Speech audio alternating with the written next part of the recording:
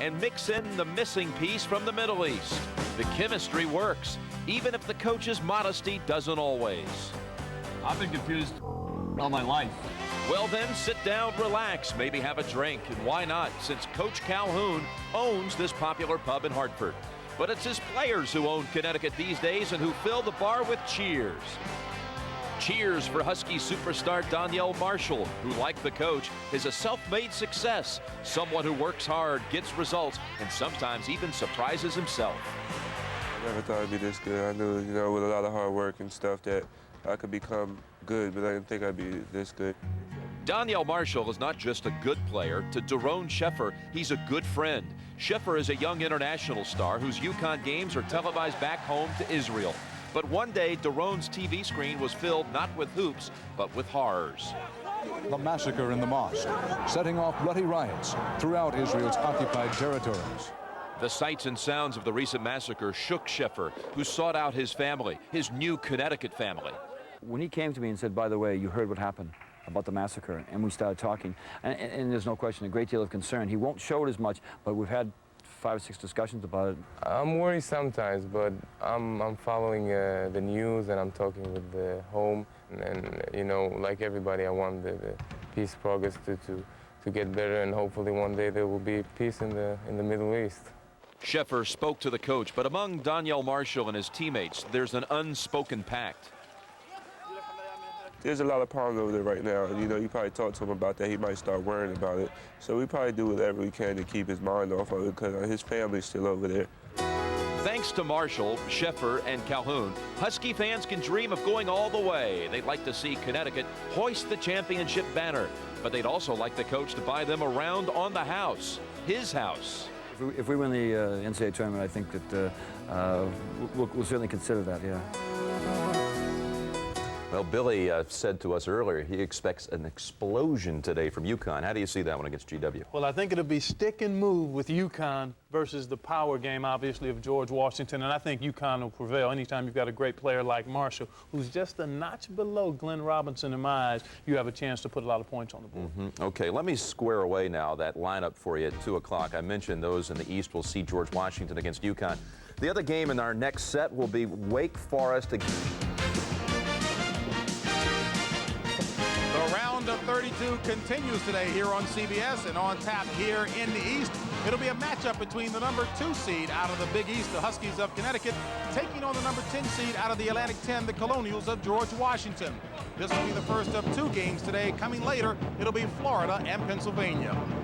And good afternoon, everyone. I'm James Brown along with Billy Packer. And Billy, was not an easy first-round matchup for Connecticut. The power game didn't work. They finally went to the Marshall plan against Ryder. Well, they went to a smaller lineup, and of course this helped as they spread Ryder out. Now you'll notice Donyell Marshall, the Grand Marshal, is not even in the picture here as they spread Ryder, but look at what happens when Ryder goes for the trap. Good spacing by Connecticut. The ball goes to the corner, and then the Grand Marshal arrives. There's the lob pass above the rim, and he puts it away. George Washington got past Alabama Birmingham thanks to a big game by Yinka Dare. He could have had a bigger game, Billy. Well, you'll notice on the graphic, hello, I'm open. It's been 1984 is the last time a center took a team to the national championship. But look at Dare. He fought for position all day long, but nobody saw him on the inside, although he ended up with a double-double. Hello, teammates, I'm open. And then look what happens. Let's try about a 25-foot three-point shot instead of getting the ball into the big man. They'll have to hit him often and early today. They better greet him today. These two coaches know each other well. Mike Jarvis was an assistant to Calhoun, and they offer their thoughts on today's game.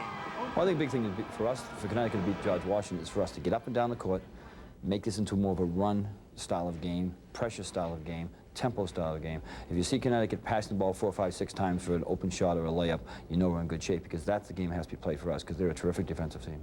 Yeah, I equate it with maybe like a heavyweight fight. I mean, I think that, the champ comes in, champ's Connecticut, probably goes for an early knockout. If you survive that, the longer you stay, the more chance you got to win. And so you try to make it a 15-round affair. You go for the decision, and that's what we're going to try to do. Well, the heavyweight matchup is set to begin, and we'll be back to the Nassau Coliseum with starting lineups after this. fantastic crowd on hand as we take a look at the starting lineups. Pretty evenly matched. Hammonds, Ford, Darray at 7-1 in the middle for GW. Evans and Pearsall in the backcourt for UConn. The Marshalls, Danielle and Donnie. Hayward in the middle, Kevin Ollie and Daron Sheffer in the backcourt. And there is Yinka Darray. Expect him to be leaned on, pushed on, hugged and held today, because Connecticut is one of the teams in the country that can go 3 deep with 15 fouls on a postman. Hayward gets the first shot at it, and although you'll see Danielle Marshall jump center, don't expect him to be this close to Darray the rest of the afternoon. Ed Hightower, the lead official, Rusty Herring and Bobby Vetketter, the officials today. Connecticut controlling. Daron Sheffer looking for Danielle Marshall. And it's Hammonds on Danielle, straight man-to-man to switch.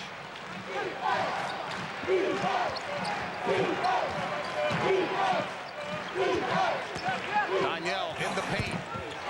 In and out, rebounded strong by Darray. He started fast on Thursday. Good head-ahead. You'd think that Connecticut would like to push the ball up and down the floor, JB, much more than GW. GW wanted to play a half-court set most of the day.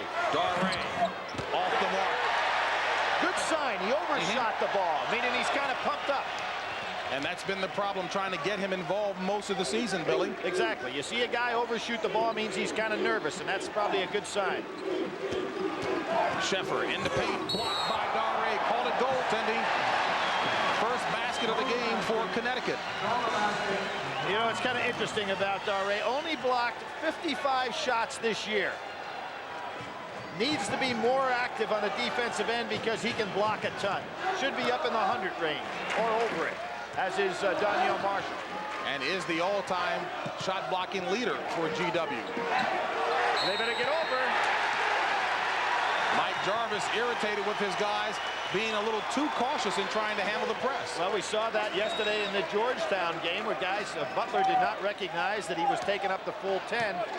There, the 1-3-1 trap kind of caused some problems.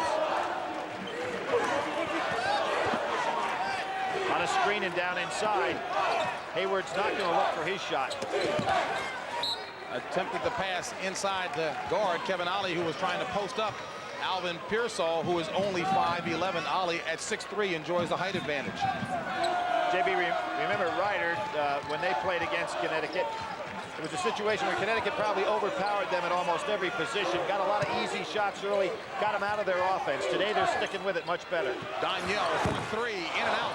Both of his shots on target, Billy, just in and out. Sheffer Fresh 35. Sheffer looking for the pass. Donnie Marshall off the iron hard. Pearsall with the loose ball. Colonials looking for their first score. It's a 2-0 ball game early. 18:09 left in the first half of play. They're getting pretty good spacing. There's lots of room in there, but they have not yet looked low to get the ball down in to Darray. Here comes the swing to the side. Now he's open. Wide open. Fake inside, back out. Shot clock down to 5. Darray wide open again. Will he make it?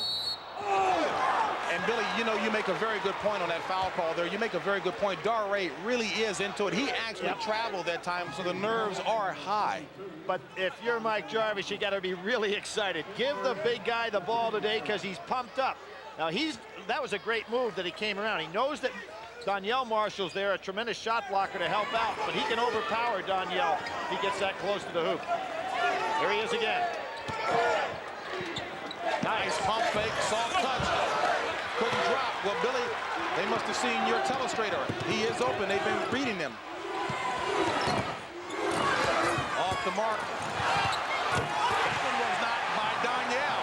That's a high percentage shot. It was. Hammonds did a great job on the block on the strip on the way up, and here's that press. 4-0 Connecticut. Bounce pass necessary there. Here's Danielle who can lead it on the break. And Kevin Ollie walking that time. So it'll go back to GW. No doubt, as you take a look at this graphic, 2 different halves, 2 different ball games for Connecticut against Ryder, and give Ryder a lot of credit for forcing that. They did a tremendous job. Of course, in the second half, it was all UConn as they shot almost 60% in the second half, doing a much better job. They got shots that were too easy early in that Rider game. Consequently, they really got out of their flow. Jim Calhoun had to go to the bench and really change his concept of how to play the game. GW taking a lot of time off the clock. Evans for three off the back of the iron, rebounded by Kevin Ollie. GW still yet to score. Danielle, this is his game, wide open. Tremendous at the floater, and there was a situation is where Jim Calhoun would like Danielle Marshall on the wings with Sheffer, Ollie in the center on their break. Evans.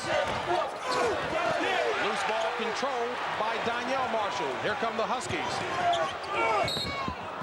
Charging foul on Kevin Ollie. Nice defensive position by Marcus Ford. JB, he doesn't make that mistake often. If you're leading the break, you've got to stop at the foul line. Everything happens bad unless you take it all the way to the hoop for an uncontested layup if you're the middleman on the break. Ollie goes 3 steps too far, picks up the charge. Vaughn Jones is in for George Washington, replacing Marcus Ford, and Ray Allen, an outstanding freshman for the Huskies, in to replace Donnie Marshall. Allen, an explosive scorer, sure to be one of the next top players in the Big East. Strong move by Hammonds, no foul call and no basket. Colonial still blank from the floor. Not the case with Marshall. Danielle has 6 points. How about that beautiful feed by Sheffer? Nice soft bounce pass. Hammonds. And Billy, the Colonials are doing the right thing by taking it to the hoop, but there's a lid on the basket as GW is 0 for 6 on the offensive end of the floor and trails 8-zip to Connecticut. Today, as was the case against Rider College on Thursday. Well, 2 observations early, JB. The first is that this game is played at Connecticut's pace. They love to go from the top of the key to the top of the key and not get stuck in a half-court set. GW wants to be exactly the opposite of that. They started getting the ball down to Dare. They just need to calm down. They've been getting good shots. You know, sometimes you can be 0 for 6 and be very satisfied as a coach because you're getting quality shots. And there's other times you can be 6 for 8 and say, hey, you know, we're out of our game plan. I think right now Mike Jarvis just got to calm his club down a little bit, go inside, and make sure that they keep Connecticut away from this up-and-down game. If you're Jimmy Calhoun, you've got to say, hey, this is exactly what I wanted to see 2 days ago against Rider, and this is exactly Connecticut basketball and the way he wants to see it played in this NCAA tournament. UConn tied with 2 other teams in the nation with the best record in the country, 28 wins, and no small reason for that success. Field goal percentage from the floor. Shooting over 50%. We saw James Madison, who was a 50% shooting team, didn't do it quite well. There was that strip, and Marshall putting it away. Danielle is pumped up today. It was really surprising when I heard the comments that he and the rest of the squad a little nervous in their first-round game against Rider, the 15th seed. Didn't get uncorked until, as you indicated at the top of the show, Connecticut went with the Marshall plan in the second half, but I liked his patience and poise. Finally contributed 19 points on the day. Well, 2 things created that. Number one, not only the opening round, you don't want to be a top-seeded team go down. The other thing is, Rider was extremely well coached. They spread the floor beautifully. They had to play a tempo game and did it extremely well. And I think that it was the perfect game plan to play against a higher-seeded team in the first round. We saw Wisconsin Green Bay do it so well, and they came away with a win. So that's a tough way to have to play when you're supposed to be the dominating team and can't knock a team out early. Full court pressure from the Colonials. That surprises me a little bit because what this does is increase tempo. And Connecticut averages 86 points a game. Cannon from the corner, a 2 from Donnie Marshall, who's back into the lineup for Connecticut. As I said, that surprises me a little bit. You're right. I don't think that GW can afford to do that often. Not against this club.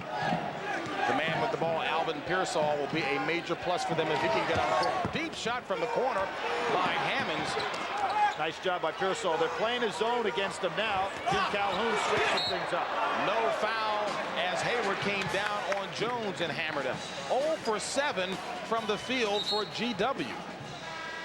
I thought Jones probably got a little foul on that play by Hayward, got away with it. Let's see if Connecticut stays in this zone. They started so effectively man-to-man. 7-footer Travis Knight into the lineup for Connecticut, replacing the 6'7" Hayward. Nothing there. Good steal. Hammonds tries again from 3. Finally nails it. Well, you like the confidence that he didn't lose his confidence. Great point, JB. Didn't he looked cool on that shot. There's the steal. And good defense, which most coaches will say, hey, that's the way to get into the flow of the game. Well, as you take a look at the numbers for the Colonials against UAB, ugly numbers as well there, but a victory. Well, the rim that Connecticut's shooting at now, Jim Calhoun made a point saying, hey, this is the worst rim and the tightest rim I've seen in a while. Team shot 28%, 26, 31, and 22. And then Penn came in here and blistered that rim for 55%. So threw that theory out. Well, Penn certainly was the best team on the floor here on Thursday. Of course, Connecticut at this point off to a pretty good start on these rims. Kevin Ollie back in for Daron Sheffer, and that last foul was assessed to Alvin Pearsall, his first second-team foul for GW. 14:32 left in the first half of play. The number 2 seed Connecticut looking strong, and Allen in and out. Donnie Marshall, strong rebound, and a foul is actually called on little Pearsall, who was knocked down by Donnie. They should have given him credit. He was hanging on the ball. Marshall's just so strong, no matter what he tried to do, he couldn't rip it away. Pearsall at 160 pounds, dripping wet, and Donnie Marshall knocking in at about 225. Nobo Moses comes in there for Pearsall. It's kind of interesting, you know, coaches sometimes have secrets, but it'd be hard for these two to have secrets. Mike Jarvis was a freshman coach under Jim Calhoun at Northeastern. Then they played against each other, and we'll get into it as a day. A little controversy between the two when Jim was at Connecticut and Mike at Boston U. And then last summer, they got back together again as assistant coaches on the U.S. Select team, and now get along pretty well. Two combative guys, two outstanding coaches. And those of you expecting to see the Wake Forest-Kansas game, we will get you to that game on time. Right now, it's 12-3 here. Connecticut on top of GW. 14-15 left in the half. That's a nice play by Daré to come up and help out against the press. Look at Daré fighting people for the rebound. Just the most active I've seen him. Billy, you had mentioned before, Connecticut, one of the fastest teams end-to-end in America. In and out. Here come the Colonials. Now, sometimes when you play a team like this, you get caught up in their tempo. You think that, hey, we can go man-to-man with them. Before you know it, you're in trouble. Daré finally in there. Has it partially blocked, gets his own rebound. And stripped by Danielle Marshall. That was almost a handoff to Danielle. Travis Knight, the 7-footer with the shot. Rebounded strong under the basket by Connecticut, blocked by Daré. Ray Allen went up for the shot and had it blocked, and a foul called on the inside. Well, it's a much more active Connecticut ball club, although the foul goes against the Huskies. Specifically, it was assessed to Donnie Marshall. Daré, he has his back turned.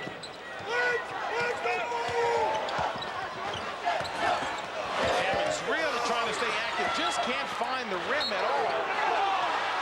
But he's not giving up. He really isn't giving up. Battling on the inside, doing a terrific job.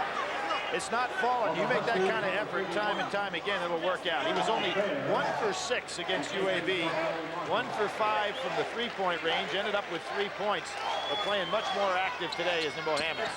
Ryan Fair, the 6'3" junior guard, into the lineup, replacing Danielle. And a pushing foul is going to be called on Kevin Ollie. And that's the second personal on Ollie. Now, what created this situation is throwing the ball in the deep corner. Let's see Ollie. This is semi-right. I mean, I don't know about that one. It might have been the number on his jersey that was guilty, but not him. So Daron Sheffer into the lineup, replacing Ollie, and Hayward also back in the middle, replacing Knight for Connecticut. Well, Connecticut really deep at the guard position. Fair and Sheffer, of course, would be guards that any coach would like to have. Hammonds 1 of 8 from the field. Sheffer to Allen. Allen hammered by Hammonds. Boy, I tell you, Ray Allen, second leading score on this team as a freshman, really is a very impressive ball player. Without question, a slasher. He can pull up and take the jump shots. He's 6'4". Very aggressive. All rookie team in the Big East this year. 5 times named Big East Rookie of the Week. Had an outstanding game the other day. 12 points, 10 rebounds. You'll see him get double-doubles a lot in his career. Boy, look at that horrible shooting percentage. George Washington with only 3 points and 12:57 left in a half, and it's a 12-3, make it a 13-3 lead by the Huskies. Rudy Johnson in for Connecticut, replacing Ray Allen. And Rudy Johnson, when Jim Calhoun was trying to find the right combination against Ryder, Rudy Johnson provided some activity off the bench. Well, he did. This team is extremely deep. Johnson, an excellent athlete. Not going to expect to do much offensively, but he is going to be tough on the defensive end. He was on the floor for loose balls, tapping around the rims, good defense. He being Rudy. Hammonds. And finally gets one to drop. 2 of 10 from the floor, make it 2 of 9 for Hammonds. But when you think about this kind of game, if you're GW, you don't want to look in the mirror, because when they played in their conference tournament against Temple, they were 11 for 52, only shot 21% in that game. So they've got to get off the snide a little bit here. They sure don't want to get in another game 54 to 34 as they had against the Owls. It's Connecticut 13 and Nimbo Hammonds 5. Hammonds 2 of 9. The rest of the Colonials 0 for 7. Well, Evans hasn't gotten active yet offensively, and he's a young man that can score for him. And it stays at this end. 14 seconds on the shot clock. But we'll take a commercial break here. Come back to the Nassau Coliseum. Connecticut on top. Well, JB, we've got the Atlantic 10, which up to this point is undefeated in tournament play, as is the ACC, and the SEC went down today with Alabama. Big Ten off to a great start, 7-1 now. Not a great start shooting-wise for this Atlantic 10 representative here, though, Billy. Kwame Evans off the mark. Well, you know, Connecticut started man-to-man, a lot of pressure. They're now 2 for 17. Then they went back to this 2-3 zone, and what this does, it really takes away the chance to get that ball down into the Daré. Hammonds, a brick. I think they may be able to distribute the ball a little bit. Let Evans get a shot.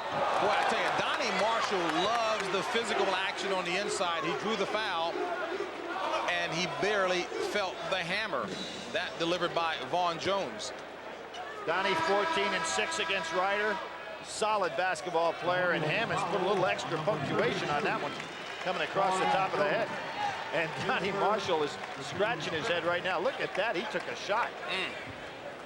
First personal on Vaughn Jones, 15 foul against George Washington, and Donnie Marshall at the line. At about what, Billy, you would consider him 6'6" maybe, and he's really the enforcer on this team. I'll tell you another thing he is. He's one of the most articulate young men in college basketball. I saw him at the post-game press conferences yesterday. Really high quality. Answered questions like I wish I could. I mean, he was really on top of his game. Alvin Pearsall back in along with Ferdinand Williams for George Washington along with Vaughn Jones. See what this zone defense has done, JB. It's taken Daré really out of the action. Maybe Jim Calhoun saw early that he was bumped up. Now Daré was hammered, and that time he hammered that one in, Billy. Well, they went against the grain that time, and he took on 3 people. Billy, he has that kind of potential to deliver consistently like that. Without question. We saw him in the Sweet 16 last year in all of Chris Webber in Michigan. But he is pumped today, and there's the other superstar. We saw with Glenn Robinson off to the big start today. Danielle Marshall doing likewise. Consistency has been the middle name for Danielle Marshall, averaging 25 points on the season. He's 4 of 6 from the floor today. 18-7 ball game. Huskies, 10:30 left in the first half of play. You know, although this is a good move defensively for Connecticut, you notice how this has turned it into a half-court game, which really is what GW would like. If they can get the shots to fall. Danielle active on the boards. 3rd rebound for Danielle Marshall. Nice Shepard kicks it to Fair. Hayward with the rebound. Back out to Danielle for 3. asserts himself. 4th rebound for Yinka Daré. I think we're going to see Connecticut go back to man-to-man. Get action. Boy, here they are right away. They went man-to-man, which, you know, they could see the game getting into a slow half-court game. Nice move by Jim Calhoun. Boy, you're really playing the part of clairvoyant today. Daré keeping it alive. Good move on his part, Billy. Evans for 3. Kwame Evans out of Southern High School in Baltimore nails it, and it's an 18-10 ball game. Played 39 minutes the other day, scored 14 points. He's got a nice stroke. Has really carried this team in the latter part of the season when GW made a run to get back on the positive side. Boy, Daniel's long arms, Billy, really helps him not only defensively but offensively as well. Without question. They list him 6'9". He plays 7 foot. Jones, nice move on the inside. The young man from DeMatha, and a steal by Alvin Pearsall, and wisely sets it up. GW trailing by only 8 now, with 8:55 left in the half. Pearsall was hiding behind the intended receiver. No way Sheffer could have seen him on that play. Here comes Daré again across the lane. He's got a 245-pounder defending him in Hayward. Daré knocks in at about 265. And that's about a 300-pound dunk. Yes, sir. Now he's exploding today. And again, we see a team not shooting well, but playing their kind of game when it's half court at a time. They're right back into it.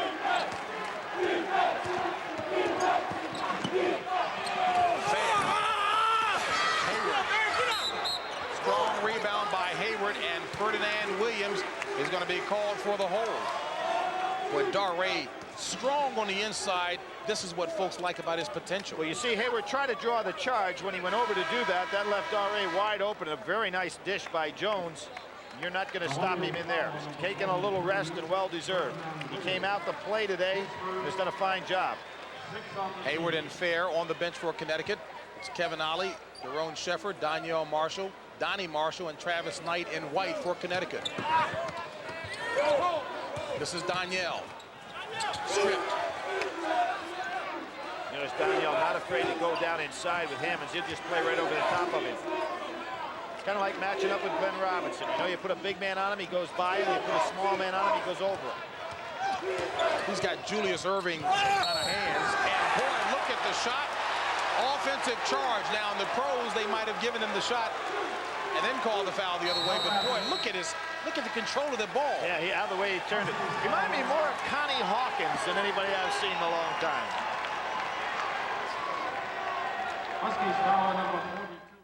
See, GW 0 fast break points, not unusual. UConn 7, but UConn got all of those in the first 5 minutes of this game.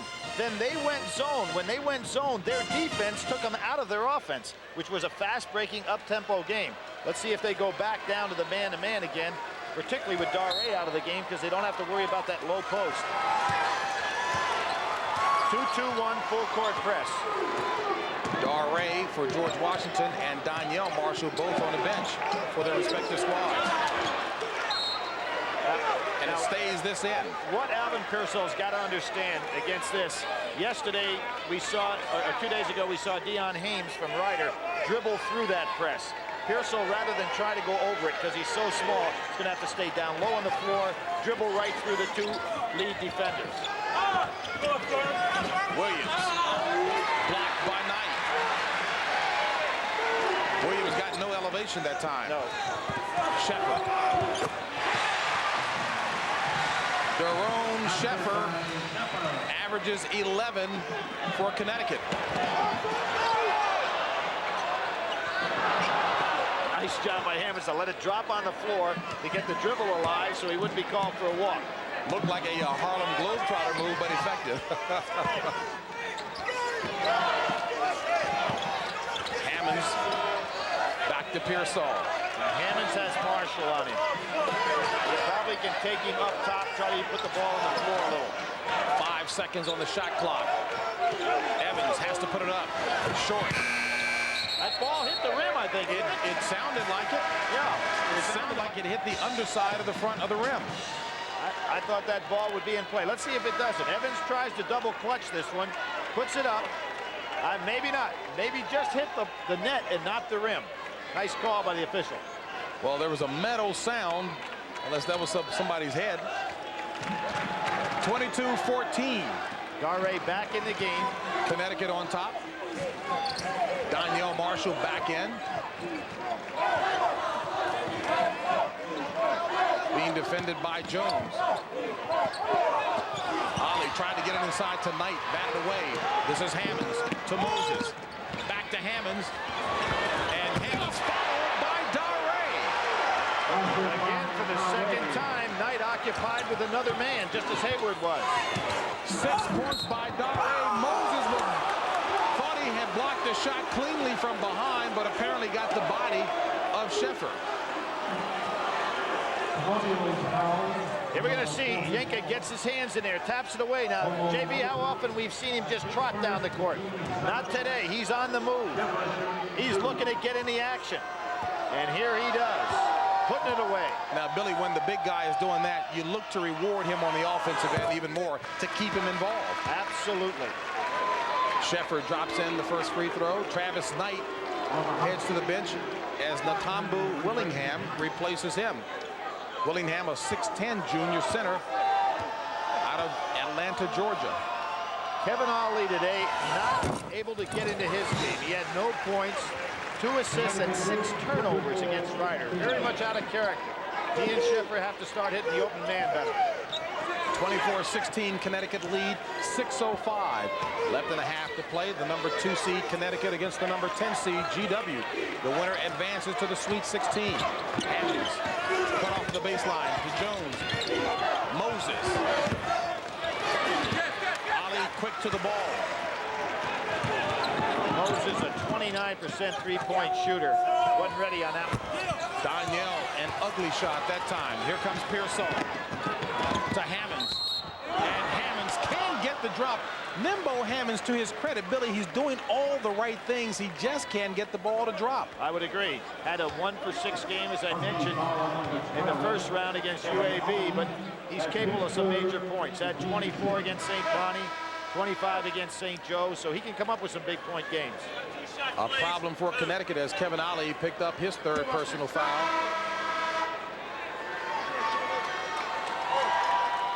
Donnie Marshall replacing Kevin Ollie. That puts Sheffer and Allen in the backcourt.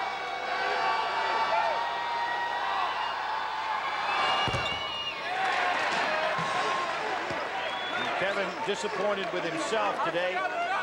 His 3rd personal foul, not able to distribute the ball. And again, it go back to JV Connecticut going zone when everything seemed to be going their way. It really took them out of their free-flowing offense.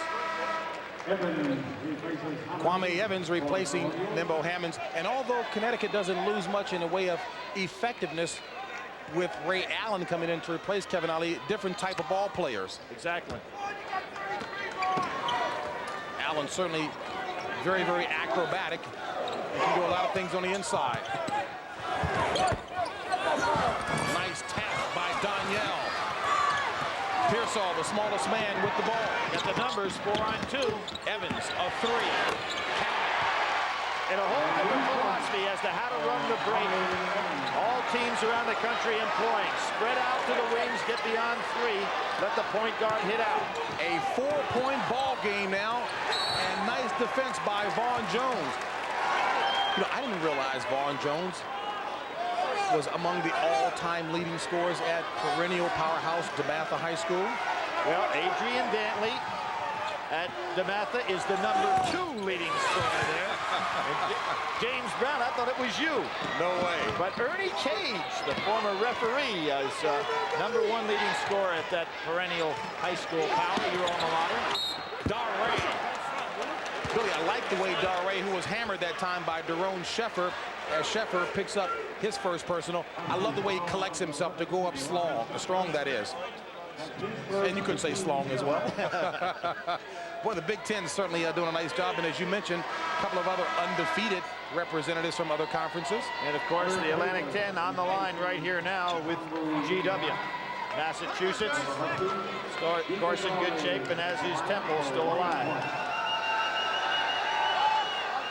Eric Hayward back in for Connecticut, bringing some beef to the middle. Here's where Yinka has some problems, or has had some problems, shooting under 59% in the year. Boy, you're quick with that, too. But look at him today, 7 and 6. We saw right off the bat on that first shot that he overshot that he wanted to play. And 4 of those 6 rebounds on the offensive glass. 4:40 left in the first half. A 3-point ball game. Connecticut on top 24-21. Daré out high on Hayward. Danielle has a strip by Jones. Nice defensive play by Vaughn Jones. Stripping Danielle Marshall on the way up. Hammonds did it to him, and now Jones. Pearsall, Moses, Jones, Daré, and Evans, the 5 in goal for GW.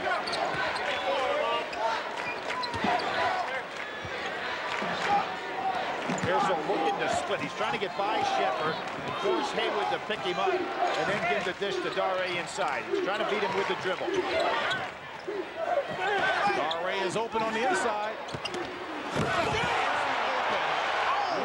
Billy, that was nasty.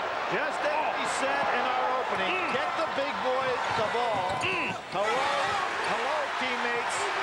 And he went to get that one himself. 7 rebounds for Daré. Billy, that's a guttural. On the way down, Hayward tried to smack Daré in the chest with a forearm shiver. Well, I don't think he's going to intimidate him. He better get some kind of a rope to hold him down today. And look at how he's stretching out to get that ball. Now, what will happen? There'll be some great shots on the outside because Connecticut will have to drop down in the double teaming. And Vaughn Jones is called for the foul. Look at him spreading out inside. Now, Hayward's a strong man behind him, but there's no stopping him here. Great drop step goes by, and Danielle Marshall comes from the weak side and says, I want none of this. Good hands, catches the ball, puts that elbow right into Hayward's chest. And look at Danielle Marshall. He said, no, I'm a perimeter player. Now, that's the kind of move on the playground. You be picking folks up off of the court, peeling them off the court. Well, you know, there have been comparisons to Shaquille O'Neal, and that's what you see on the highlights every night Shaquille O'Neal doing in the next league. And that's awesome. Yes, it is. Donnie Marshall cans the first. 25-23, Connecticut. You see the story at the line for both teams. Evans with the rebound. I laugh every night when I see those highlights that people say, you know, Shaquille's got to work on his game. You know, put the stats up there. 38 points, 14 rebounds, you know, 6 blocks. Hey, the fact is, what is there to work on if they can't stop the dunk? Well, you know, and he has worked on his game. But what more do you want from a big man? Hayward with the rebound of the Jones miss. Now, Wise in the game. I really like the way that Mike Jarvis is handling Daré today. Giving him rest, you know, not long periods of time, but understanding how hard he is working out there. Nice follow through by Ray Allen. 3 points on the afternoon for Allen. 27-23, a 4-point ball game. Nice backdoor, good move. Oh, Hayward mugs Evans now. That should be a flagrant foul. No question. You know, we harp on it, it seems like all year long. The officials are not making that call. That's got to be 2 shots and the ball, and that one might have been flagrant in addition, Jamie, but without question, intentional. And Hayward, of course, you know, he's frustrated the way he's being used, but without question, you know. Oh, yeah. Now that I would agree with you. No question here. I mean, what more? I mean, he grabs him. He goes with the right arm to block the shot, and then grabs him with his left arm and throws him to the floor. Watch this. I mean, you got to be out of here with that. Hey, how's it going? 45. You were close. Well, you know what? And I hear you loud and clear. And Ed Hightower, certainly one of the best officials around. I saw him eyeballing Hayward and whispering a couple of things to him, so I'm sure it constituted a major warning. Well, you get the theory that, hey, it's the championship, you don't want to throw a guy out, but you know, that to me doesn't wash. I mean, it is a foul. It's in the rule book as to what you're supposed to do. Call. Kwame Evans with 8 points. Check it, make it 7 points on the afternoon, and it's a 3-point Connecticut lead. And I think when Jim Calhoun goes back and reappraises himself for this first half, he'll go back and say, why did we go zone? They had the game running the way they wanted to, and all of a sudden they went zone and slowed it down. 2:17 left in the half. A break in the action. Back with more after this. It's back in New York. Just to update you, Wake leads Kansas right now with just under 8 minutes to go first half. Wake Forest has nailed 3 3-pointers, and Steve Woodbury has 7 for the Jayhawks, coming out of a timeout there with the Demon Deacons up by 1. We'll be going to that game for a taste of that game at halftime, but right now let's go back to JB and Billy with UConn up by 3. 2:15 left in a half here. GW trailing Connecticut, and a 3 by Brian Fair. Shows some real confidence in Fair. A set play. He is an offensive scorer. And you notice how Connecticut has gone small. And Ed Hightower had warned a few folks before, and he's right on top of it now, Billy. Well, Omo Moses was setting the screen. Fair tried to run right through him. Got called. First on Fair, and we're in the 1-and-1. Both teams with 8 team fouls apiece. 1:55 left in the first half. You see Fair dropped down this year to just 12 minutes a game, averaging 7.3, but per minute scored, that's excellent. And with the number of guards that Connecticut has, when the young man has really given up a lot in terms of minutes played, but he still comes in there and does a productive job. And to show the confidence that Jim Calhoun has in his ability, hey, they set up a play, and who's it go to but Brian Fair? GW was turning the ball over. They were down 10-0. They turned it over 3 times in that stretch. Have not turned the ball over since, JB, and that's putting 26 points on the board without a turnover. And that's important to do as well as you take a look at the GW bench. Antoine Hart in replacing Alvin Pearsall for GW.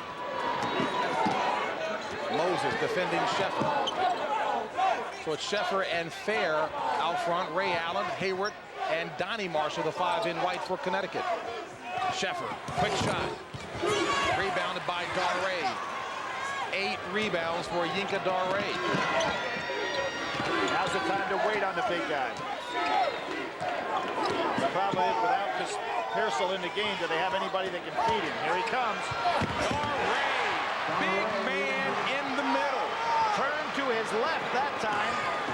Surprise Hayward, who's expected him to roll back across the lane. Darray started 0 for 3.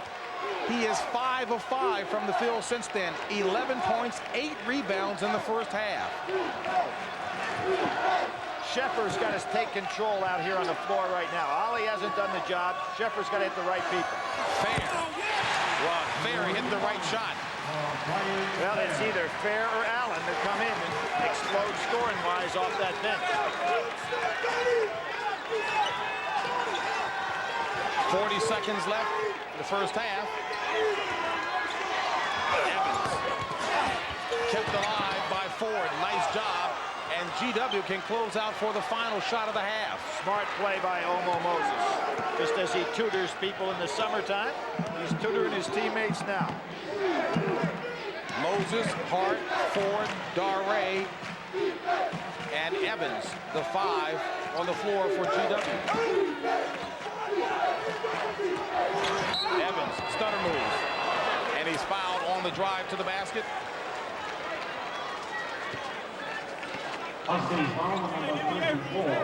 And that is called on Ray Allen of Connecticut, his first and a 10th team foul. Danielle coming in with 8.6 remaining in the first half of play. Replacing Donnie. You were telling me an interesting story about Moses in regard to his summer project and his father as well. He's a math and a poetry major. That's some odd combination right there. Interesting young man. Rather unique to say the least. Kwame Evans called by Eddie Myers, the assistant coach at GW, the poor man's Michael Cooper. That's pretty high compliment. Pretty strong. Take it out, E. Take it out. Gets them both. Considering the way this game started, GW has done a fine job getting back. It started with a 10-zip blitz by Connecticut. And it is now a 3-point ball game at the half. So GW has fought its way back in on the show. The half. back with more after this. The game, only 3 all year. So they know how to win ugly. Yeah, Connecticut averages 50% a game, and GW only had 3 all year. Nimbo Hammonds starting off, Billy, like he did in the first half, taking a shot, missing it, but getting his own rebound. Hammonds, a deep 3 off the back of the iron. There was a case again. Pearsall had Yinka Dare wide open. Boy, what a pass from Kevin Ollie to Donnie Marshall, who scores and is fouled. Now, that was a tight sequence. That was a great finish. Good catch. Ollie, who has not been doing that well on his assists, got it there. Well, it's a much better ball game than it started out. 35-30, Connecticut, the number 2 seed, leading George Washington, the 10 seed. The 2 marquee players have led the way. Yinka Dare with 11 powerful points, slamming his way to that. And Danielle Marshall with 11 for Connecticut. And how about this? Full court man-to-man. The way Connecticut started, aggressive man-to-man, got it into a running game.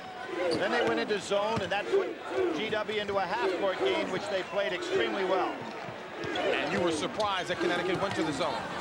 Pass too low, down around Dare's ankles. This is Daron Sheffer ahead to Danielle Marshall.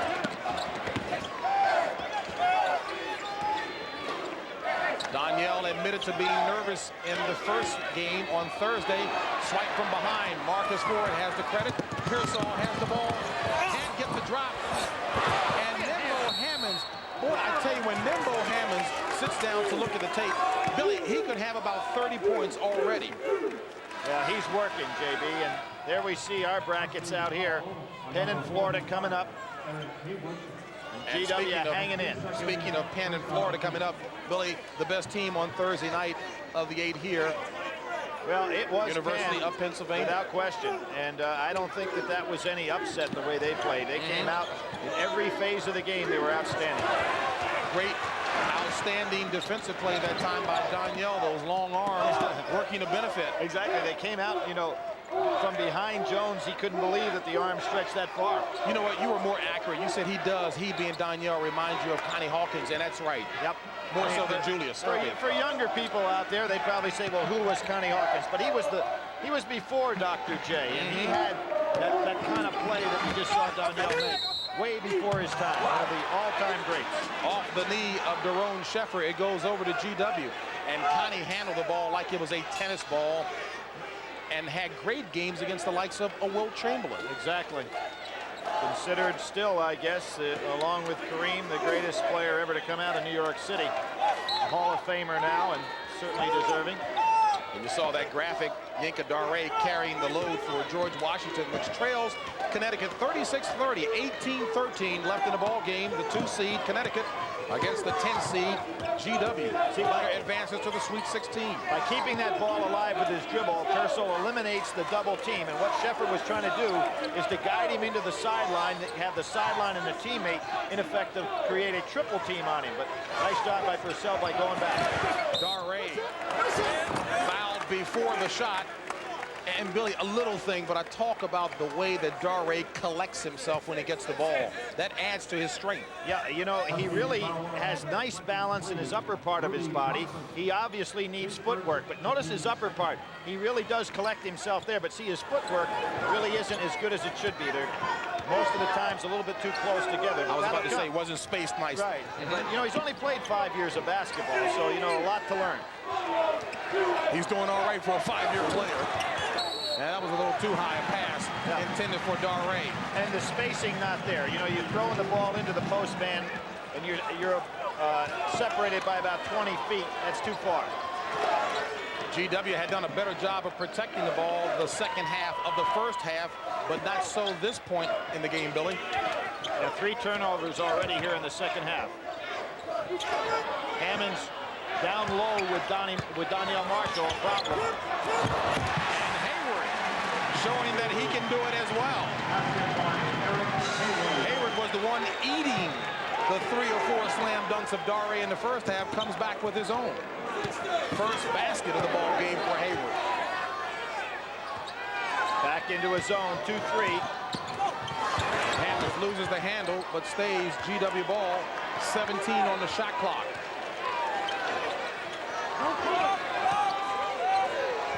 Under 10 on the shot clock. Hammond. Blocking foul called on Hayward.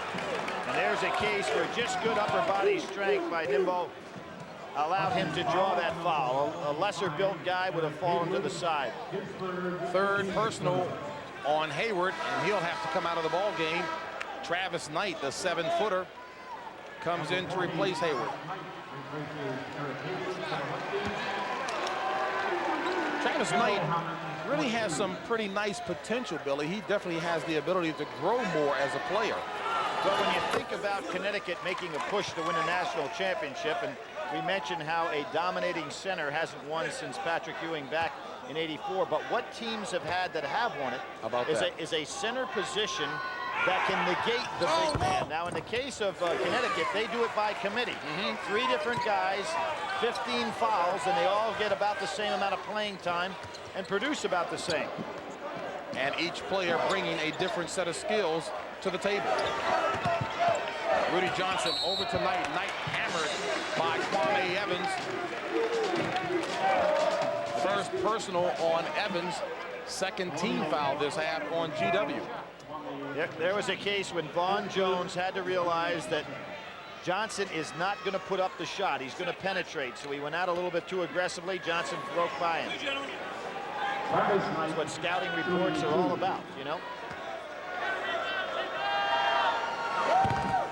Knight in and out on the first one. A finesse big guy who can hit the 8 to 10 footer, as we saw Jim Calhoun, who has certainly taken this UConn program into the elite in America. Won the Big East this year by 3 games after being picked preseason 4th. Bad pass. A little too hard by Vaughn Jones. GW trailing by 7, and it now goes back to Connecticut. As you look at Mike Jarvis, you mentioned was an assistant with Jim Calhoun at Northeastern University. And we talked about Patrick Ewing. That was his high school coach, Mike Jarvis. Along with Brumil. So certainly a nice situation for Daré to be tutored by a man that tutored one of the best. As a matter of fact, didn't Carl Hobbs play for Mike Jarvis as well? Carl Hobbs, the assistant coach for the University of Connecticut, and an excellent assistant at that. Danielle Marshall from the corner. Johnson is going to be called for the foul over the back. Rudy Johnson, a high jumping player, picks up his second personal foul. 4th team foul on Connecticut. I have a feeling, JB, over the next couple of minutes, we're going to see the ball in Danielle Marshall's hands a little more. And I look for him to explode offensively. You know, they just have kind of ignored him. He's too good of a player to ignore. The Huskies had it in his hand a lot more in the first half. Daré, good move by Yinka Daré. Terrific step in. And Billy, those are instincts that are hard to teach, if at all. We'll see him be patient here. I mean, he's being double teamed. We talked about footwork before. No walk on that play at all. Just a beautiful move. Watch this. Watch his pivot foot. He keeps it solid, then steps back inside. Beautiful move. Now, you can, in fact, teach moves like that, but instinctively to react that way, that's a plus. Nice job by Evans fighting out. Hammonds back in the middle again. Blocked by Rudy Johnson. One official had a clean block. The one with the better view, I guess, caught it with the body. And Ed Hightower trying to calm him down. It is going to be a foul. Johnson had all ball. If there was a foul, it wasn't on Johnson. But again, pointing out Hammond's upper body strength. The lesser player, the ball goes flying loose. He was strong enough to hang on to it. Hammond's at 6'5", 210. Calhoun a lot calmer on the sidelines, and we made note of that on Thursday. You said that's a distinct change for Jimmy from last year. I thought last year he got very frustrated with his club, had some injuries, some defections, and it hurt that club, but this year he's got it rolling.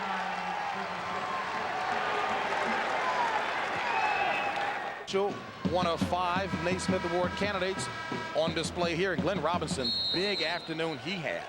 Well, 2 straight games, 30+. That's what was expected of him in the NCAA tournament. You know, 7 of the last 8 tournaments, Purdue has lost to a lesser-ranked team. They're on a roll right now, so, and being a #1 seed, I guess they can't lose to anything. If they do lose at all, they can't lose to anything but a lesser-ranked team. Sheffer, back of the iron. Evans. J.B. Shepard really doesn't seem to have the quickness and flair he had during the regular season. Seems to be a little tired. And only has 6 points so far. Nice pass. Pearsall. A three for Alvin Pearsall. He doesn't look for it often. On the year has only taken 67. First tie of the ball game, and GW can take its first lead. Evans blocked from behind by Knight. GW ball. Good hustle by Kwame Evans. Well, Evans was counting numbers, but he had one less guy than he thought, and that was Knight coming from behind, but still a nice job to dive on the floor. And that's where he needed an audio assist from a teammate. Somebody should have yelled, he's coming. Way off the mark. Marshall, Danielle with the rebound. Danielle thought he was going to come over there. Now, here's what I was talking about, and a nice graphic coming up there. Paul Evans doing a nice job for us in the stat. They have forgotten about the superstar. Danielle Marshall has not scored in the last 13 minutes, but he hadn't touched the ball much. And hammered on the drive. Now here's where the audio assist was needed for Evans. Yeah, right. Guys coming behind. You count the numbers. Somebody's got to be behind you. Unfortunately for Evans, it was a 7-footer who was able to knock it away, but Evans reacted and got the loose ball. Foul called on Vaughn Jones, his third team foul for GW. Ray Allen with 2. Well, you look at Allen's stats for a freshman. Shooting at 40% from the three-point line. Good free throw shooter. Hard to imagine, Billy, that the coaches indicate Ray Allen is still adding weapons to his repertoire as Allen takes a seat and Ryan Fair comes in. And you mentioned Fair, fewer minutes this year. His attitude, though, has been wonderful accepting the reduced minutes, and that's tough in big-time college basketball. Here's the 1-3-1 trap now by Connecticut. Sheffer running the baseline. Completely different look. Now, do you agree with the zone defense this time? Well, as long as it's aggressive. Connecticut now has settled back into GW's game. In other words, you look up on the scoreboard there, this is not going to be an 80-point game. Which plays into GW's hands. Nice. Guess what? Hello. Yep. And that's his first bucket of the second half. But he's still playing aggressively. See, they can't get Danielle Marshall the ball. This surprised me. Hammond's really doing a job on it. Donnie Marshall. And he's grabbing that right ankle, Billy. Yep. He's tough. He doesn't want to come out of this game. Rock solid for sure. Donnie Marshall, injury problems, negated his opportunity to play much as a freshman. But he's a very important cog in this wheel. They stay in the 1-3-1. A 2-point ball game. Connecticut on top, 43-41. Sheffer steals the pass. Pearsall telegraphed that one.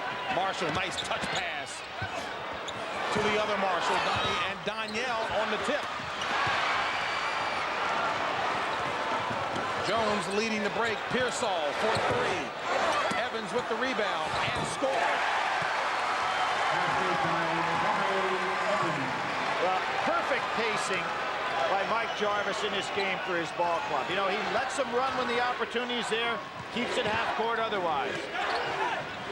Kevin Ali dances nicely and drops in for Kevin Ali to break the second tie of the ball game. Is that Ali's first point in the 2 games? Can you believe that? Not a big scorer, but he's got to make himself more active. Evans. Sheffer with the rebound. This is the pace Connecticut wants. And before the shot, a holding foul will be called as Kevin Ali was going up for the shot. Ed Hightower has the call. And we've got a break in the action. 45-43 Huskies. JB, you look there and see Wisconsin is becoming the franchise state, huh? With 3 wins, no losses. But, you know, Tulsa, everybody thinks when Nolan Richardson was there, they won the NIT, not the NCAA. And you go back to 1955 till they got in there. And, you know, one of the things I'd have to say, everybody down on UCLA right now, I think of the whole draw, UCLA had the toughest road to hoe. Not only having to travel, Tulsa's a tough club, playing them with the home crowd, which is not the same as a home court, but almost the same. And then they would have had to play Oklahoma State. They'd had to go down and play Arkansas if Arkansas makes it. So when you look at what they had facing them, I realize they got blown out, and that doesn't speak well for them, but they had a rough road to hoe. And guess who knew how difficult it was? Jim Herrick. That was Brian Fair with the 3-point shot for Connecticut. 48-43. 11:20 left in the ball game. With Daré out, they get out of the 1-3-1 and go back to their man-to-man, figuring that Wise is not going to create the problems in the post. Long shot by Hammonds. 7 rebounds for Donyell Marshall. Kansas having a fight there with Wake. Donyell not off to a big game here. One of the few touches he's had to take a shot here in the second half. Ford. In and out. And they're throwing up the threes without Yinka Daré in there. Evans for 2. He gets it. Boy, he has a beautiful stroke. Yes, he does. That's one of those worst shots you can take in basketball. 6 inches over the 3-point line. And he wanted the 3. Along with the layup at the wrong angle. Yeah. He wanted the 3. It's a 3-point deficit for the Colonials. You know, give Hammonds a lot of credit what he's doing on Marshall. I mean, he's just keeping him away from the ball. Off of Sheffer, it goes over to GW. And there you go. Evans saw it coming, read the play, and there it was. I gave him 6 inches over the line. He might have been only 3, but he drilled it. Yinka Daré back in.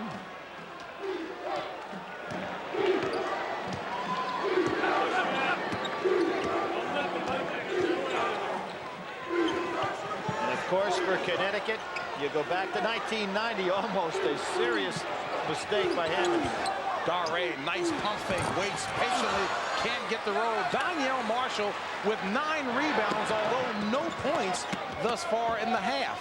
The second half, 9:50 left in the ball game, and Connecticut has not gotten Donyell involved, but as you said, give some credit to the defense. Yeah, I just had a feeling he was going to explode. He's at the right place right now. Top of the key, put the ball on the floor and go by some people. He's getting buried down in the low post this whole second half. Now Marcus Ford has Donyell down low. Kevin Ollie. And hammered on the head was Ollie by Alvin Pearsall. 3rd personal on Pearsall, 5th team foul against the GW. So not a shooting situation yet as Ali was passing off. Donnie Marshall back in for Connecticut along with Kwame Evans for GW.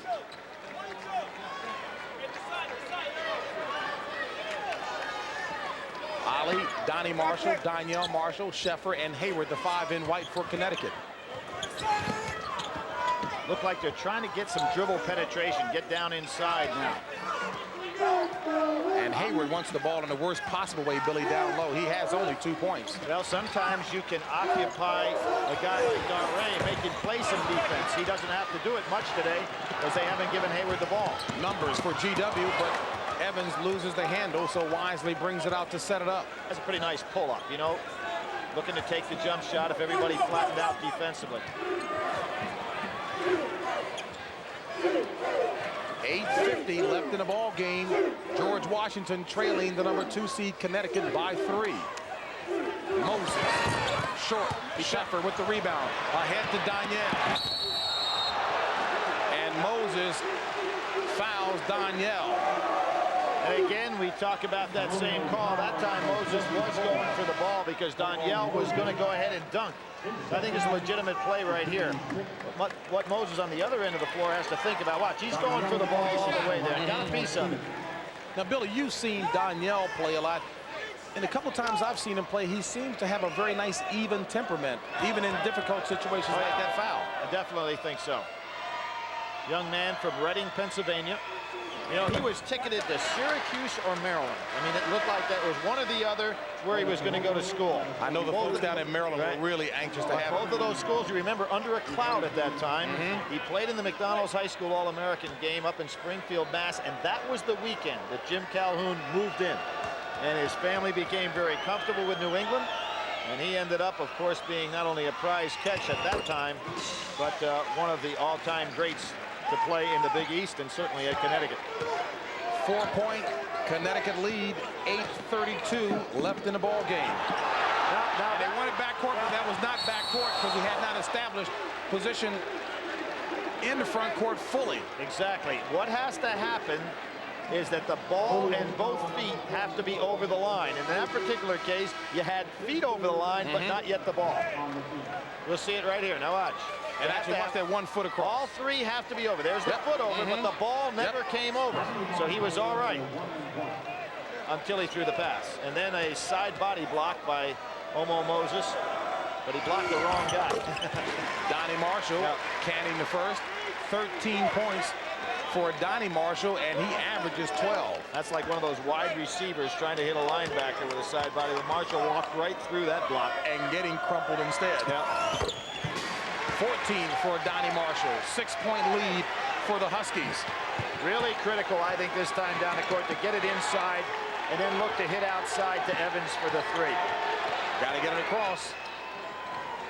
There's Evans. Evans for three. Danielle Marshall. This is his style of play. But he should have passed that one. Exactly. Hit the ball to the center and get it back. There was the only defense against this play was to draw the charge, and Evans does. Predetermined what he was going to do, Billy. Yep, he should have passed that ball over to Allen in the center, and then he'd been able to get it back for the dunk. You talk about quick decisions. Although he faked the pass, what he should have realized, the defense didn't go for it. Exactly. Well, you know, Evans had no play but to try to draw the charge on him. Third personal on Danielle. 17 foul. Both teams with 17 fouls, so 1-and-1 free throw shooting situations. You know, Deion Hayes from Ryder handled the game much like Pearsall is doing today. You know, just kept Connecticut from getting in any kind of tempo. Hammonds back to Pearsall. Nice pass into Vaughn Jones. Over the trees. Too high. Dare, guess what? And you notice what Danielle Marshall did when he got the ball in there? He said, I'm getting out of the way. He just vacated the area. Watch it. Watch him right here. He'll vacate the area. Can you blame him? Yeah, here he is. Watch this. No, thank you. Hey, Billy, he's no dummy. Oh, exactly. He didn't want to be part of that backboard. 51-47. Kansas in a seesaw battle with a very good Wake Forest team and a very good turnaround shot by Jerome Sheffer. He's got too much size for Pearsall. First time he's been able to post up down there and just went right over the top of him. Sheffer listed at 185, but he's a strong 185 as Pearsall picks up his fourth personal. That's not a good move for GW to have their playmaker with 4 personals. 7:14 left in the ball game. Sheffer, young man from Israel, follows the footsteps of Nadav Hennefeld, who played so well in 1 year's stay in Connecticut.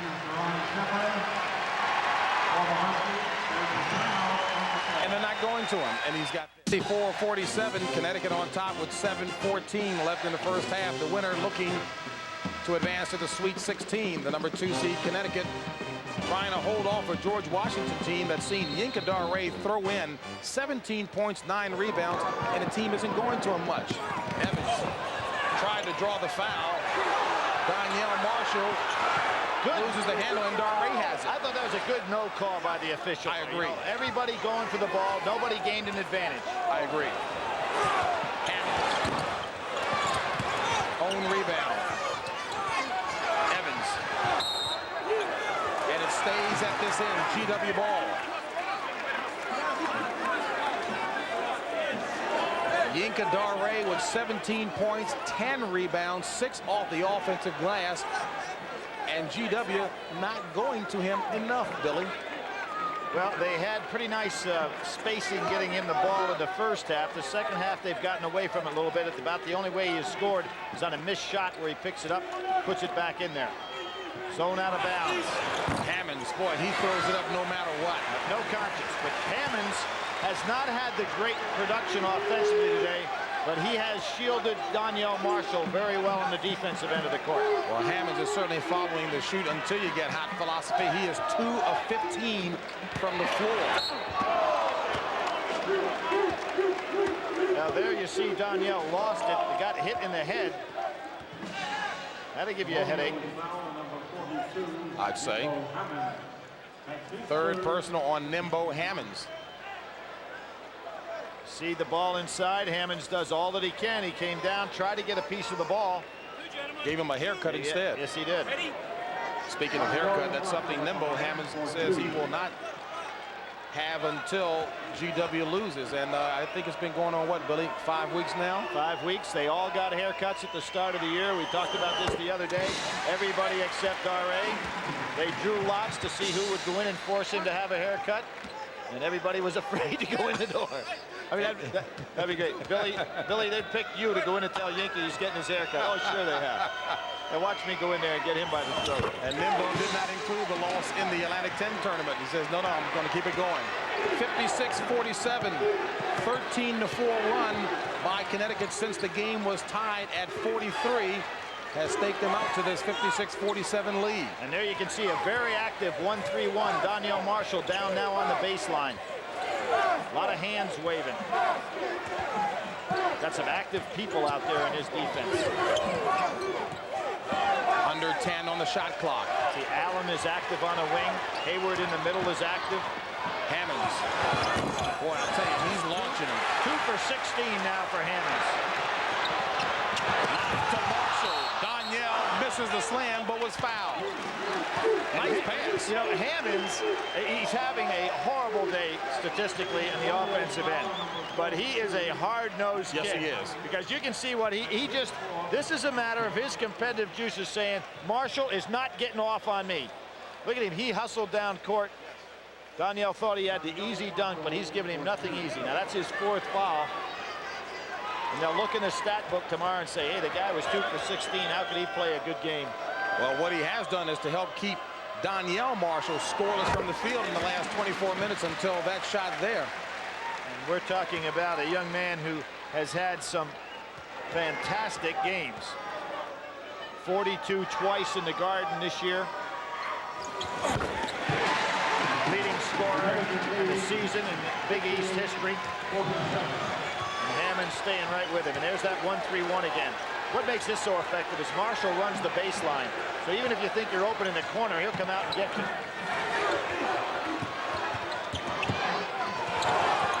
Pearsall for 3. In and out. This defense is very effective against GW now. Nice pass to Donyell Marshall. I think, and Mike Jarvis is going to call a timeout, which is a very nice move on his part because that defense has his club blanketed.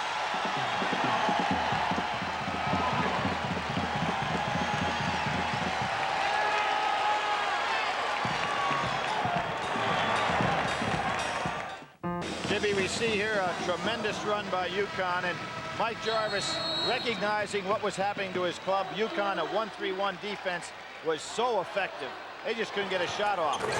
Pearsall gets off one from three-point land. And they come out in a 2-3 zone. Pearsall finds an opening. And this was back, over and back. So it goes to GW. It's a 10-point ball game. And Billy, let me correct myself on that last basket of Connecticut's by Donyell. That was his first basket from the field in the last 24 minutes, and I incorrectly stated that about him at the free throw line. And you notice what Jim Calhoun did on that exchange, got back to the 1-3-1. That's where they're so effective, because Donyell runs the baseline as well as anybody I've seen because of those ability to go out there and block the shots on the wing. And Donnie Marshall really plays taller than his listed 6'6", Billy. He's so strong. Right. He comes in as a weak side rebounder there with some quickness. He's got 7 on the afternoon, 7 rebounds. 4:30 left in the ball game. 10-point lead for the Huskies, the number 2 seed here in the East.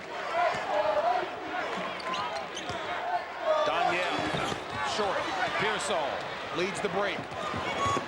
Over to Evans, scoring. Well handled. An 8-point lead now by Connecticut. Pearsall is a young man with an assist-turnover ratio about 2.5 to 1, which is terrific. And you've already told the story about how his father had to actually market him to college coaches. Right, did not play as a senior in high school due to a knee injury, and he was Mike Jarvis's first recruit. When you consider his assist-turnover ratio 2.5 to 1, the team is 45 less assists to turnover. Ray Allen. N1. It's the N1. And a chance for a 4 here. Billy, is he a weapon off the bench or what? Well, you really can't consider him a sub. You know, I mean, he's really a starter, his second leading scorer on his team, and he makes that even though he got hit on the elbow. You don't see that very often. Watch this, he'll get hit right on the elbow and still, that's because he's got a great follow-through with those wrists. Look at, he kept, the wrists are still up in the air. Look at that. Reaching for the peach. Well, just see, he was signifying the shot just as the referee was. Beautiful. Young man, player of the year in South Carolina. Going to sit down. Jerome Sheffer back in. That last foul was on Omo Moses, and he's got 4. Again, there's the 1-3-1 zone. Really been effective. Moses. Short. Rebounded strong by Evans. Pump fakes, and he's hammered by Hayward. Boy, I tell you what, you feel the foul that Hayward gives. Well, as I mentioned, JB, they've got 3 centers. They can interchange. It's 15 fouls. So if you go in a game and know that you don't have to worry about fouling somebody, you can really be aggressive. Kwame Evans, 15 points, 9 rebounds. 5 of his boards are off the offensive glass. Well, he was 14-4 against UAB, so having a very solid NCAA tournament. Ray Allen back in for Hayward. Still a lot of time to go in this ball game, but when you think of Connecticut, you know, they got in the NCAA tournament in '64. They got again in '76. Then they went 14 years without getting into tournament. Got in '90, and of course that was one of the great runs. They won against BU, beating Mike Jarvis, then California, and then that Clemson win that everybody will always remember, the long pass down to Tate George, and then of course the Christian Laettner putback that beat them for the Eastern Regional Championship. Jim Calhoun has him firmly among the top. Nice move, good pass over the top to a streaking Ray Allen. Beautiful job by Ollie. Pearsall. Actually, GW was looking for more of that from Pearsall earlier. Well, I don't think you can fault that. Almost, Ray Allen almost went backcourt again. You were starting to mention you can't fault Pearsall. Yeah, I can't fault Pearsall or GW. I think they've done everything from a game plan standpoint they could do. They've kept the game in a lower scoring situation. Got solid defense. Just Connecticut is a better basketball team. And holding to a 10-point lead. And again, to underscore your point, Connecticut normally averaging 86 a game. They're 20 under that average right now with 2:35 left. Sheffer. Allen's on the follow. Dare gets the loose ball. 11 rebounds for Yinka Dare. Evans. And you know, just when you think that they can slow this club down, GW comes right back on. There's no give up in the Colonials. Evans averages 12 on the season. Kwame Evans has 19 points. Dare with 17, 10 for Nimbo Hammonds. JB, the reason it's so hard to put teams away in the NCAA tournament, as kids realize, particularly the seniors, this is the last game they'll ever play. So, you know, you're just not going to quit when you know that's the situation. There's no tomorrow.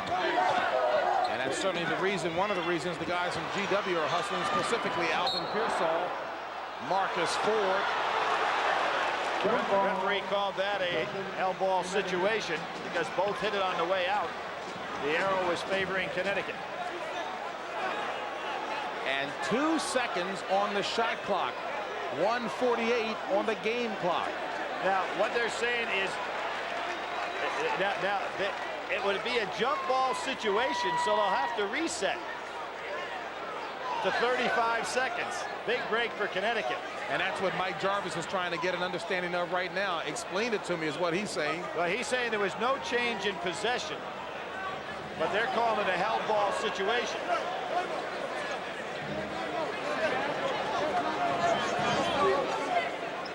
So it will be 35 on the clock. Connecticut's ball. See Mike Jarvis and his son to the left, a father-son coaching duo, and Mike still trying to argue his point as his team trails. Is a real fan, and I'm sure he's going to be interested in trying to see all of these games coming up. Maryland in a rematch, if you will, with UMass. Wisconsin, Green Bay will be taking on the Orangemen, and Pennsylvania against Florida, the second game coming from here at the Nassau Coliseum. Push off by Sheffer. Now, JB, a minute 47 to go. We're in one of those situations where it now becomes a game of mathematics. Omo Moses is a math major.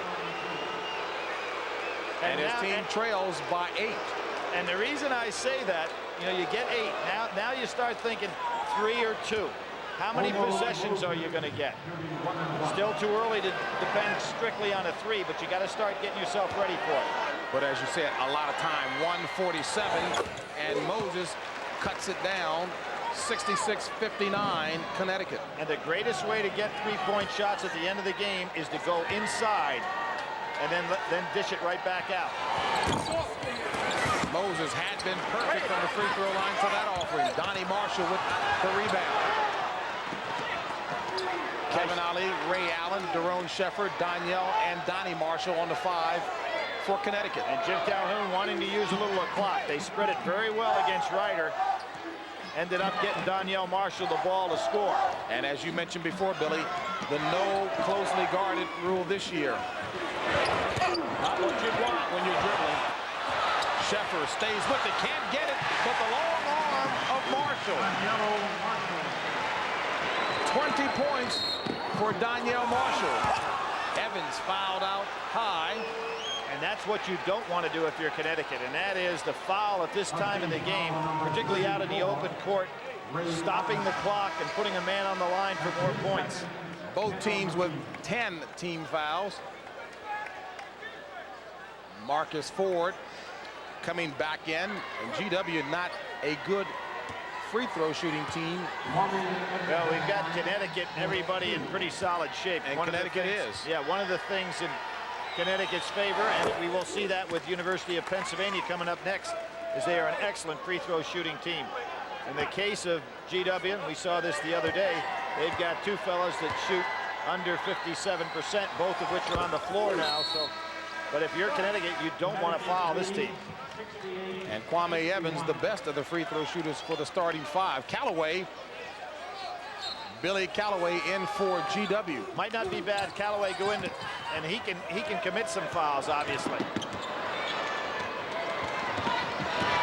There's what he's brought in the game for. Now you see Pearso come back in on offense. Mike Jarvis using all the moves. 1:01 left in the ball game. GW trailing by 7 to Connecticut.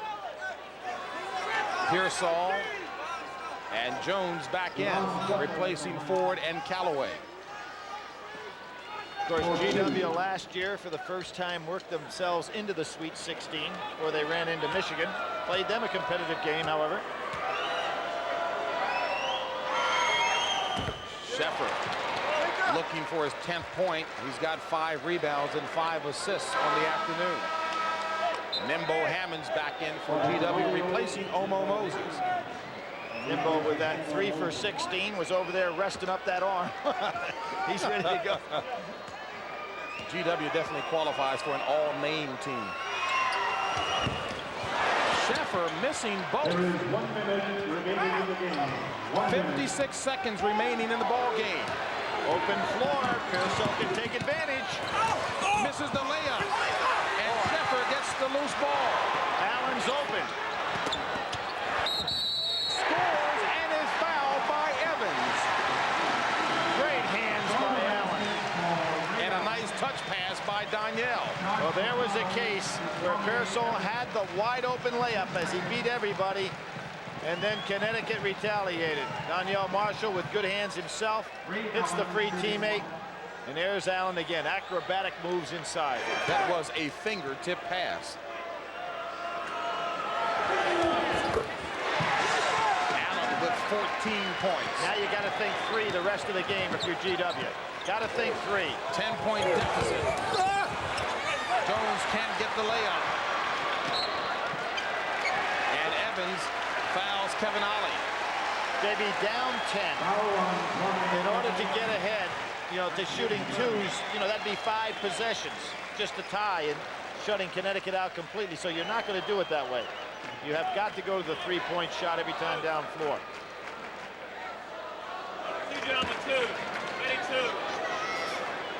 Kevin Ollie, career assist man, moving up the ladder at Connecticut. This year set the single season assist record.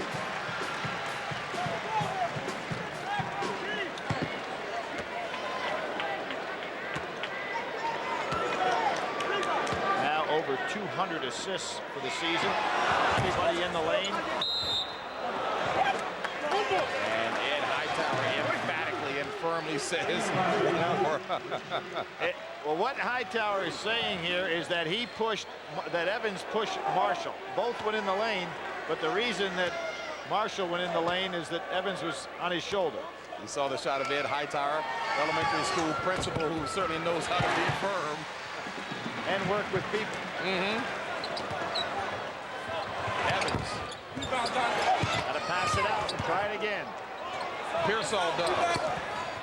Sheffer just with loose ball, and he's fouled. Is that all for Hammonds?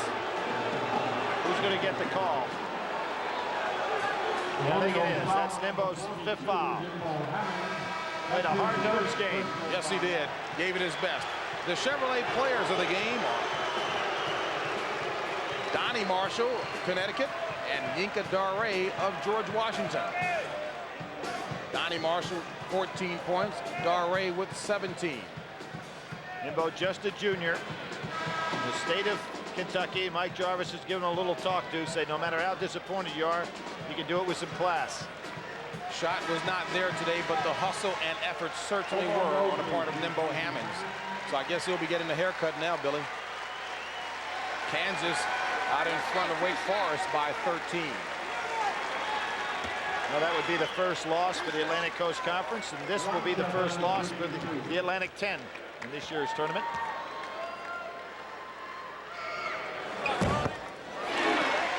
Ron really struggling, seems tired. Donyell Marshall takes a seat. Nice afternoon for Donyell, 20 points. But he has not had 2 explosive games here in Long Island. I mean, he's played well. Certainly all conference, but not necessarily all American. That was a foul, no call. All the way. Dare. Been quiet for a long time. Yeah, didn't go to him enough. He had to go to the boards to get his points, Billy. In the second half, I don't think he touched it 1, 2, or 3 times in a direct pass. Well, that does it as the number 2 seed moves on. Connecticut knocking off George Washington 75-63. Right now, we'll swing you back down the expressway to New York City. All right, 3 teams in the Sweet 16, Purdue, Kansas, UConn. Big 10, Big 8, Big East. 3 more games coming up next. Maryland, UMass, Wisconsin, Green Bay, Syracuse about the tip. Penn against Florida. We'll continue on the road after this word from your local station. Time. Maryland, UMass, tips in 5 minutes. Wisconsin, Green Bay, Syracuse about a minute away. If you're expecting Penn, Florida, that's 20 minutes away from tip. We'll start you. Now she's in for Dennis Buckman. How about those Huskies? They are looking very tough, Donna. I think that North Carolina-UConn matchup everybody's expecting may actually take place, huh? Oh, there's no doubt about that. And the good thing for Bob Picozzi is he gets to go to the tropics of Miami. Gotta love that. He's happy. As you probably already know, UConn took on George Washington this afternoon in round 2 of the NCAA tourney. Bob Picozzi joins us live from Uniondale, New York. Bob, you've had a busy week down in the tropics of Long Island. Another good one today. Indeed, Donna. Survive and advance. That was the battle cry by the late Jim Valvano when he coached his Cinderella North Carolina State team to the NCAA championship in 1983. And survive and advance is pretty much what UConn has done so far in this 1994 NCAA tournament. The Huskies were tested again today by George Washington before blowing it open in the last 8.5 minutes. The Huskies came out flying, and when Donnie Marshall hit this jump shot, it was 10-0 UConn. Donnie had 14 points and 9 rebounds. Yinka Dare spins and slams, and George Washington cuts the lead to 1, 24-23 with 3:50 left in the half. 19 points, 12 rebounds for Dare. 33-30 UConn at the half. And in the second half, this Alvin Pearsall 3 ties the game at 39 with 15 minutes left. The first time GW caught the Huskies. I thought the game might have been, you know, we just all we had to do was play 7 or 8 minutes, and teams think that, and it's a difficult thing. But I think when they came back, Bob, you know, there's no question that we are still greatly confident. We thought we were the better team, and we thought we should win this basketball game. When Kwame Evans hits this putback, GW ties it for the third and final time at 43. Then the Huskies erupt. This three-pointer by Brian Fair makes it 48-43 UConn. Fair had 9 points in 13 minutes. They was playing us tough defense. They was up on us real close, and I just gave him a ball fake, and he went for it, and I went the other way and gave myself enough room to pull up for my jump shot. When Daron Sheffer hit this basket and was fouled, it made it 54-47 UConn with 7:14 left. Sheffer had 13 points, 9 rebounds, and 5 assists. What keyed the UConn run? We kept running. We had some easy baskets. We played aggressive defense. We took some rebounds, and we ran. And when we ran, things went good for us. And that's what happened in the first couple of minutes of the game, and that's what happened at the end of the game. Off the break, Kevin Ollie to Ray Allen to Donyell Marshall. 60-47 Huskies with 5:14 left. A 17-4 UConn run. 18 points for Donyell. UConn wins at 75-63, and the Huskies held the Colonials to 29% from the floor. On our defense, we're running out on them, and they're taking some bad shots, and that just allowed us to get the fast break point opportunities because they're taking those long shots and we're getting long rebounds. So now it's on to the Eastern Regional semifinals for UConn next Friday in Miami, and Donna, the Huskies will play the winner of the Penn-Florida game, which is still going on here at the Nassau Coliseum. All right, Bob, make sure you bring us a T-shirt from Miami at least. That's the least you could do for us. I suppose. All right, thank you very much. Meanwhile,